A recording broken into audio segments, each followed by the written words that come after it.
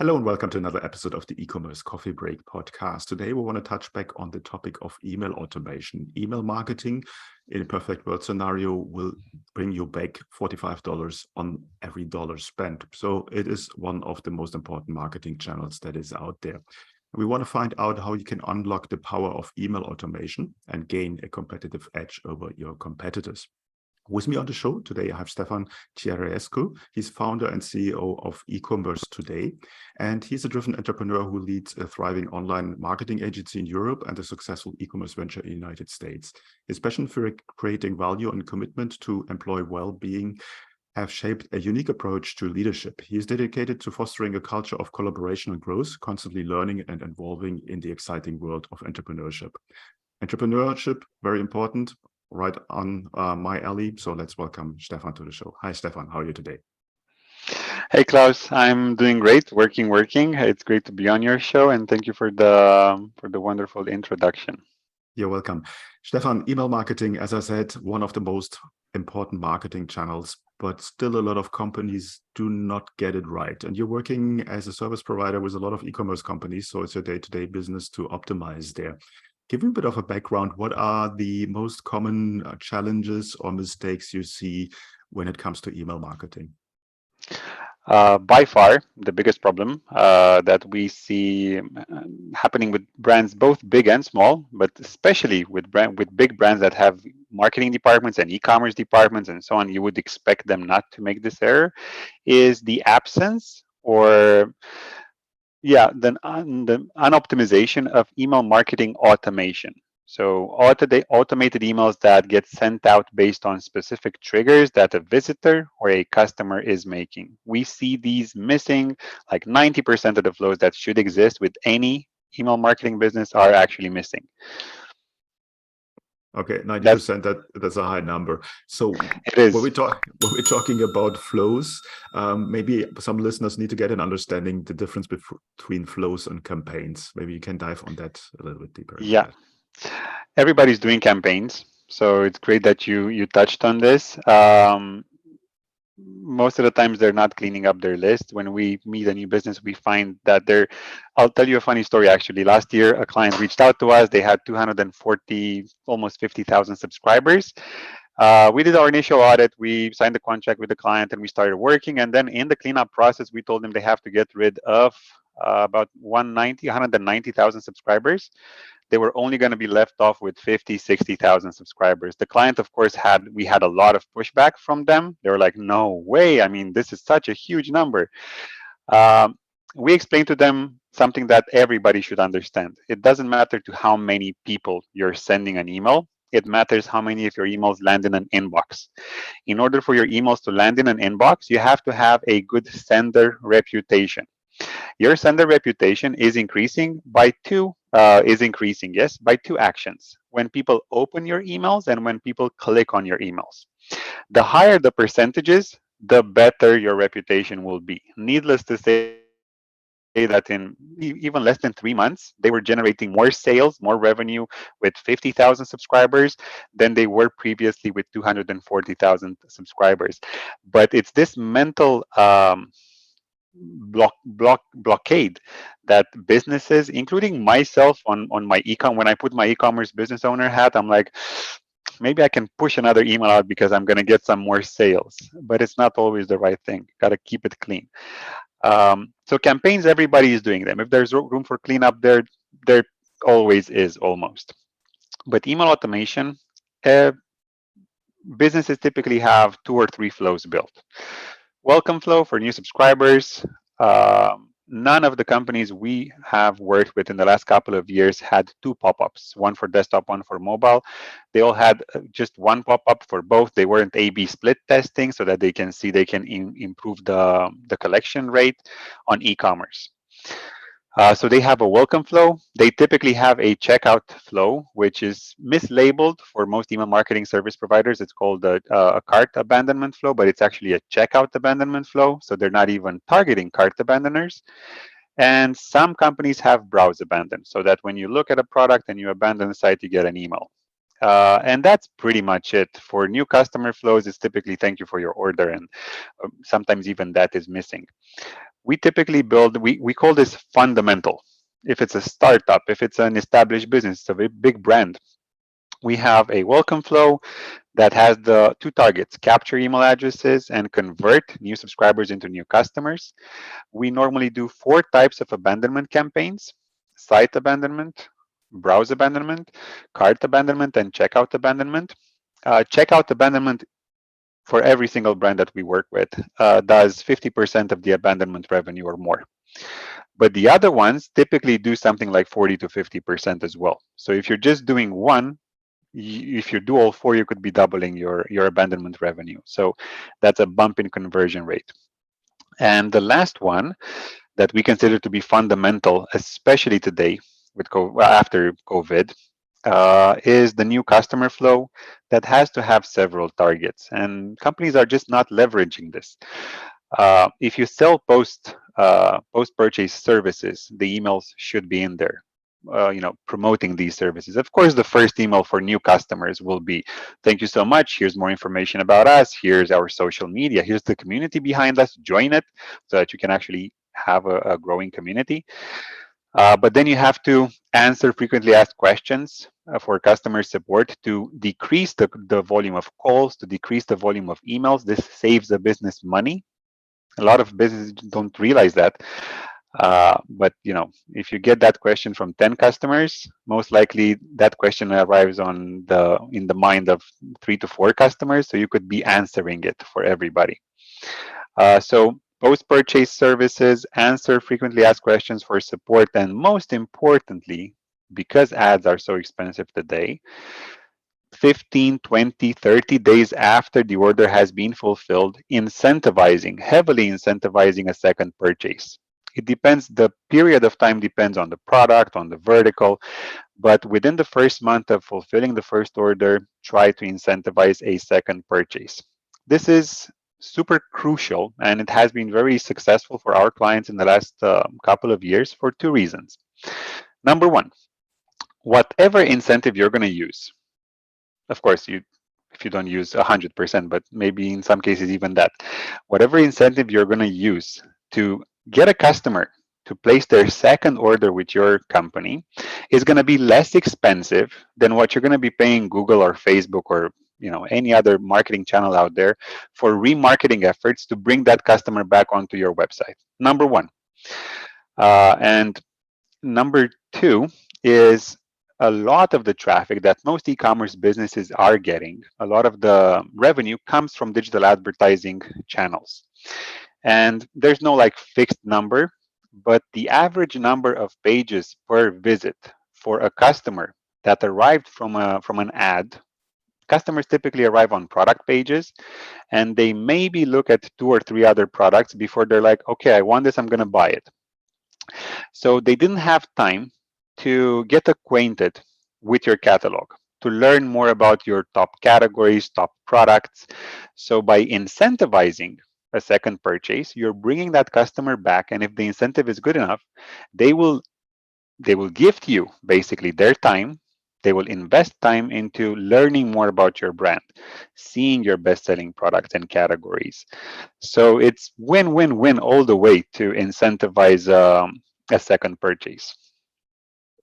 So much good content there, Stefan. I just want to unfold a couple of these things. So let's go back to cleaning up your list, which you said is very important.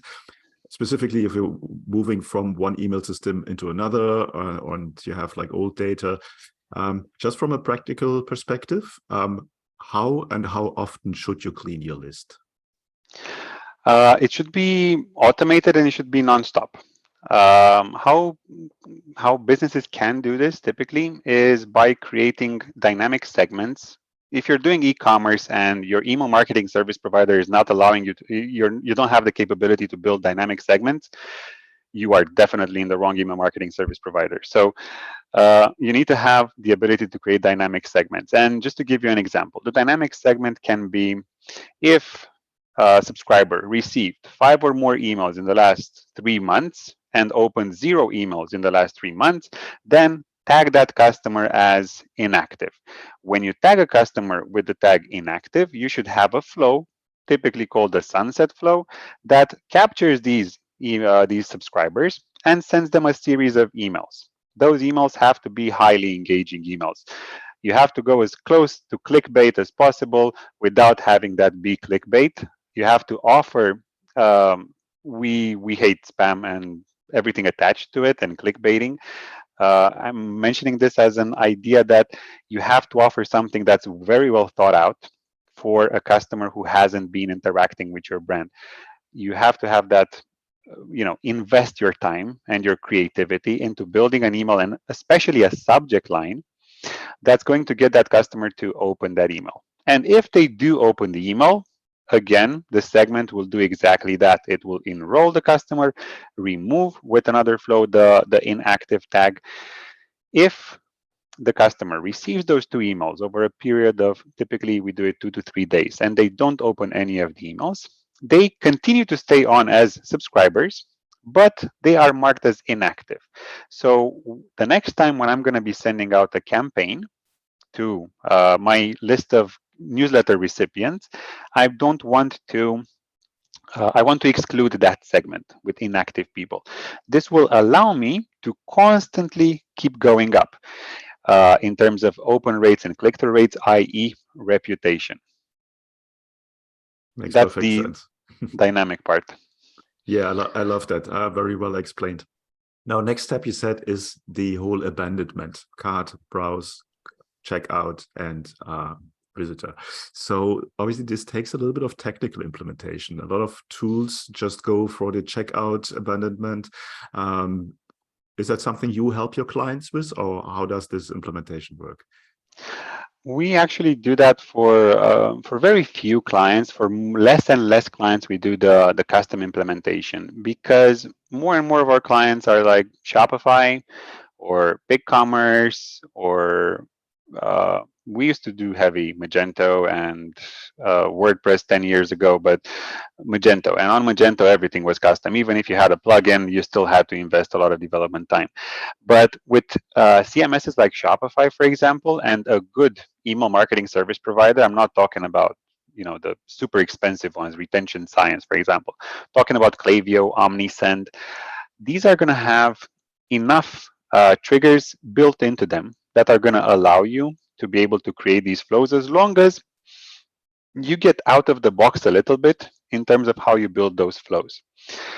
To give you just a quick example, site abandonment is a browsing session, but you have to exclude people that looked at a product and abandoned the shopping cart. So it can be active on site, excluding people that viewed product. That's a site abandonment. Browse is viewed product and abandoned, cart is added to cart, and then the other one is started checkout. So you have to use every single trigger that you have available. If you don't have these triggers available, it's always a good idea to question the service provider you're using. If you're in e-commerce and you don't have these triggers available, why am I doing this? And it's not the first time. I mean, 1 in 10 clients, new clients that reach out to us for consulting or for help, they come to us and they're using a CRM-based email marketing service provider, which is useful for sales, for lead generation, for lead generation, but it's not useful for e-commerce. So, there's no point in using it. Okay, makes perfect sense. I like your approach when it comes to the welcome flow and then being proactive, active with the frequently asked questions. So basically, just going ahead and answer questions that are not questions by the customer yet, which will probably come up. So really, really nice approach. I think something that a lot of our listeners and viewers should think about to go that route. Now, the overall goal obviously is to, as you said, is returning customers, using email marketing to bring people back to buy more from you. What are some kind of numbers you see from your clients, percentage-wise? How often does that happen? So how many people do they get back to buy more? That is a difficult question, because it really depends from vertical to vertical, from product to product. We have clients of ours that sell big ticket items, and then the percentages are going to be slightly different over there.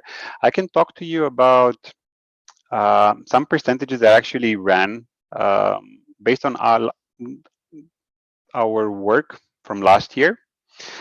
Last year, we generated for our clients generated in email marketing $9.8 million in revenue. Out of that, 7.3, almost 7.4 was email marketing automation. Only a smaller percentage was Black Friday, Cyber Monday, plus 2 newsletters per month, and so on and so forth. Effort-wise, they are the same, because with email automation, once you set it up, it's set up, and then all you have to do is A/B split test everything. Once you have statistically relevant results, you pick the winner, you start a new A/B split test, and it's always open rate, click-through rate, profitability. Open rate, click-through rate, profitability. But with campaigns, you have to build them, test them, change them, talk to the marketing team, and so on and so forth. For all our customer or our client base for last year, we ran the numbers. How much did they spend on email marketing services? How much did they spend, with labor or with services like ours? And we got to a 1 to 68 ROI. So for every $1 invested, they got $68 in revenue, which was like an amazing ROI.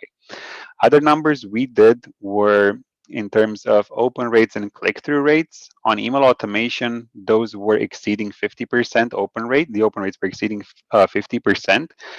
In some cases, for a business that we work with from the States, NDA, they have, right now, email marketing is generating around 60% of their sales, and they do they sell like higher ticket items, marine products. They had absolutely zero. And when they were sending one newsletter per year, this was 4 or 5 years ago. Then we introduced them to the world of email marketing automation, and it just grew from 5% to 10%, and now to 50-something percent of their entire revenue. It's so important. So I cannot stress this enough, how email marketing automation is important, because it helps you generate sales. It helps you improve your results based on conversion rate optimization, because you're spending that money with Google and Facebook. Why not use it? It helps you with your reputation, because with open rates over 50%, with click-through rates over 4 or 5%, again, you're getting good feedback to Gmail, to Hotmail, to Verizon, and so on. So the KPIs are there, basically. I'm just like pushing everybody towards do it, and I'm handing these out for free for everyone to just use them. Those are exactly the same fundamental flows we're using for starting up with clients. Yeah, I think the numbers speak for themselves. I mean, if you're making 60% of your revenue from email marketing, then it's absolutely no-brainer. I like the point that you touched on, that you're focusing heavily on optimizing the flows and not only on the campaigns. And I see a lot of merchants that do it the other way around. They focus on campaigns and they think flows are set and forget, but it's not. If somebody's going to approach you at ecommercetoday.com, what's usually the onboarding process? What kind of homework do potential clients to do before they start working with you? That's actually an interesting point that you're touching on, because we're a managed services agency.